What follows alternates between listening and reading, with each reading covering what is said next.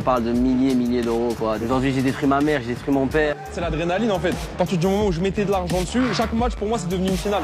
Le jeu d'argent, en général, est un problème de santé publique qui a toujours été minoré. Les cas peuvent être très extrêmes, puisque à partir du moment où on est persuadé de façon vraiment délirante ou illusoire que on va pouvoir toujours se refaire, on va pouvoir commencer à créer des dettes et aussi même commettre des délits.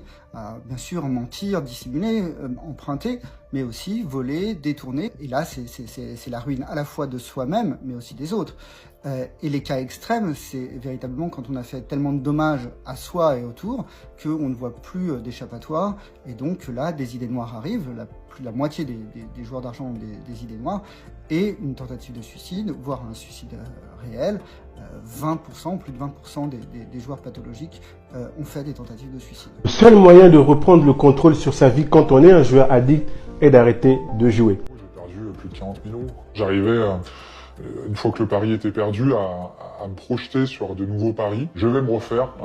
J'ai les matchs qui m'offrent des possibilités de pouvoir gagner mon prochain pari. Le seul moyen de gagner de l'argent quand on est un joueur addict est de faire tout son possible pour arrêter de jouer. Les pertes pour les joueurs deviennent monnaie courante. Elles font partie en fait du jeu et que les joueurs les tolèrent parce que ils l'espèrent, et c'est l'optimisme pathologique du joueur, il pense qu'il va pouvoir gagner à un moment. On monte pas en fait les émotions négatives liées au pari, on monte pas l'endettement, on n'en parle pas. Ou on en parle un tout petit peu dans le bandeau publicitaire qu'on voit souvent en bas des publicités. Mais c'est la seule chose qui finalement est vrai dans ces pubs-là, c'est ce qui se passe. Par rapport au frisson du jeu d'argent, c'est lié à deux composantes. D'un côté, une hormone de stress qui se libère dans le cerveau liée à la peur de perdre l'argent, et une hormone de plaisir, c'est-à-dire la dopamine, qui est de l'anticipation de la récompense, qui est liée au fait que le joueur espère gagner et il attend le résultat et ça produit une excitation. Finalement, il va se produire un phénomène de tolérance qui fait qu'on va devoir augmenter la fréquence ou augmenter les doses pour avoir le même état d'activation ou d'excitation. Je suis passé à tout près de gagner quelque chose et qu'au final, sur que des trucs tragiques, en fait, des buts à la dernière minute, et il y en a pas mal, hein, il y en a beaucoup. Est-ce que tu as envie d'arrêter? Ah oui, j'en peux plus.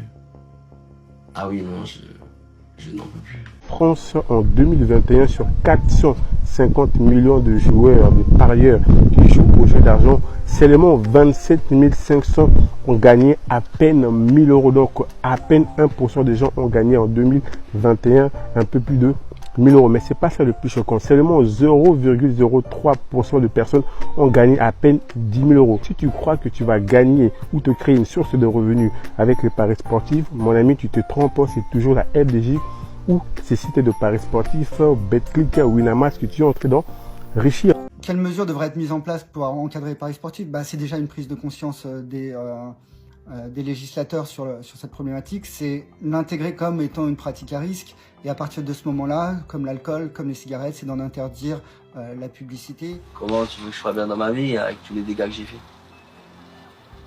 Impossible. Ça a détruit ta vie et ça a détruit la nôtre aussi. Derrière le jeu d'argent, pour un gagnant, vous avez 9 perdants et dont certains qui perdent énormément, qui perdent presque toute leur vie. Il n'est jamais trop tard pour arrêter de jouer et de dire stop au jeu d'argent.